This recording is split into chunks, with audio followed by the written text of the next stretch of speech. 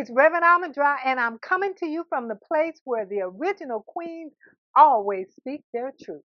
Today is the third episode in our series, Self Care Manifesting Your Greatest Self. In the first episode, we talked about the words that we say to ourselves. What were those words and how did they impact us as we were growing up? And then in episode 2, we talked about where those words originated. Who said those words to us? And as a result, what messages did we craft from those words that we heard from our parents, from our siblings, from our friends? In episode 3, we are going to continue to look at where those messages originated from. But today I want to dig a little bit deeper and look at what were the messages that have come to us from our society here in the United States. Growing up in this society, we were not allowed to be our greatest self. I remember as a young child, as a little girl, I received the messages from our society that my body was not pretty, particularly my hair and my face. My lips were too big, my nose was too wide, my hair was not straight enough. And for years, I suffered through getting my hair hot combed and curled. And you know we suffered through those hot combs, particularly me with these deep cowlicks. They was always trying to press this little hair in here and just burn up all my forehead. I almost didn't graduate from high school because when I came through high school, you had to know how to swim before you could graduate. I didn't take swimming, not because I didn't want to learn how to swim, but because I was not going to get my hair wet. Because when it got wet, it reverted back to its natural state. And I could not walk around with my hair in its natural state. And I could only afford to get my hair hot combed every 2 weeks. So for 2 weeks, it had to stay straight. My mom had to pay a doctor $20 to write up a bogus note that said something was wrong with me. And that's why I couldn't take swimming in order for me to graduate. I remember my mom pinching my nose when I was a little girl, saying that it needed to be straighter because straight noses were great and wide noses were not okay. I suffered through this, just like many of us suffered through these messages that came through to us from our society that said we were not good enough. Our bodies were not good enough. One of my dreams growing up was to be a writer. My mom had enrolled me into a book club, and every month I would get these books, I would read them, and then I would write my own story. I excelled in school in English. My teachers praised the stories that I wrote.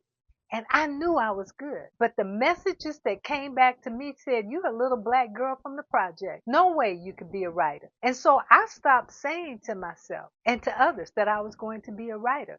Not one time did a teacher say to me, you know what, I'm going to put you in a special writing class. Or you know what, they have a special camp for children who want to write. I'm going to put you in that camp. Those resources were not available to me. And as a result, I just stopped writing. I put the pen down and the paper down, and I allowed that dream to just go away. It wasn't until I uncovered that message that I had been giving myself all my life did I pick up a pen and a paper and start writing. And my first attempt at writing resulted in me getting 2 stories published in Chicken Soup for the African American Soul. It's a great book.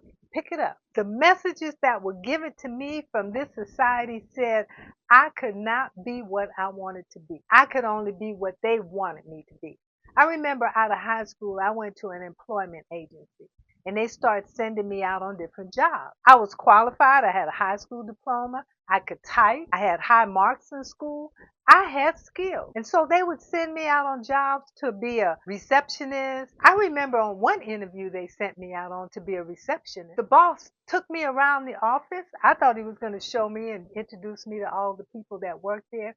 He started showing me where all the trash cans were so that I could make emptying the garbage a part of my job. I went back to the agency and I told them they didn't want a reception. They wanted somebody who was a housekeeper. She called them and told them, if you wanted a housekeeper, that's what you should have told them. But the message that came back to me was that because I was a black girl, I could empty the garbage cans and clean off the desk as well as do the receptionist job because that's who I was in this world. I was made first. a receptionist second. So I want you to take a few minutes and examine the messages that you receive from our society. I know many of us have experienced difficulties on jobs. Old boy sitting over there has the same degree that we have and less experience, but he believes he knows more than us and talks down to us. But we keep moving forward because we have to. We are that great that we put up with all that we have to put up with and still move forward. But we never ever reach our greatest self. And let me talk about the patterns that we see growing up. I grew up in a household where my dad had a girlfriend from the time I was born. He started taking me around her house when I was 5 years old. I had no idea who she was until I got older. My mother knew it and never said a word. The pattern that I saw was her accepting my father's infidelity. And guess what? In my relationships when I got older, I did not say anything when I suspected infidelity. I copied that pattern. What patterns are you copying as an adult that you saw growing up in childhood? Growing up in my household, I also saw domestic violence. My father became physically abusive and my stepfather became physically abusive to my mother. But my mother fought back. When my father hit her, she fought back and filed for divorce. When my stepfather hit my mother, she fought back and she eventually filed for divorce. Well, guess what? In my marriage, I put up with a lot of emotional abuse, but the day he put his hands on me was the day I went down and filed for divorce. That was a pattern that I saw growing up. You hit me, I fight back, I divorce you. So today, let's not only look at the messages that we receive from society that are keeping us from being our greatest self, but also look at some of the patterns that we saw growing up and how those patterns are influencing our lives. Some of them are keeping us from being our greatest self, but then maybe some of them are helping us to survive in a society that's hostile to us. So today you might be living a great life. You might have raised your children and you're enjoying your grandchildren. But I want to say to you, have you reached your greatest self? Did you allow the messages that you received from society hold you back? Now, are you ready to manifest your greatest self? It's never too late. Always remember that you are an original queen and that greatness runs through your DNA, through your veins. And manifesting your greatest self is available to you today. Thank you for joining me today. And if you haven't picked up a copy of my book, The Uncrowned Queen Reclaims Her Throne When a Black Woman Breaks the Silence, please pick it up. Also pick up a copy of the journal, The Queen's I Appreciate Me Journal. And don't forget, pick up a copy of Chicken Soup for the African American Soul if you've never read this book.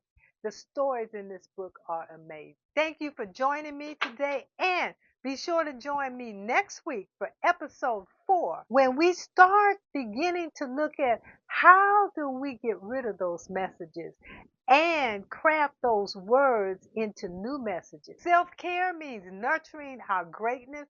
Let's not forget we are great and we are going to manifest our greatest self. Subscribe to my channel if you haven't and send this video out so that all sisters can begin to understand they are original queens and they are great. So please join me next week for episode 4 when we continue our journey for self-care, manifesting our greatest self. Blessings.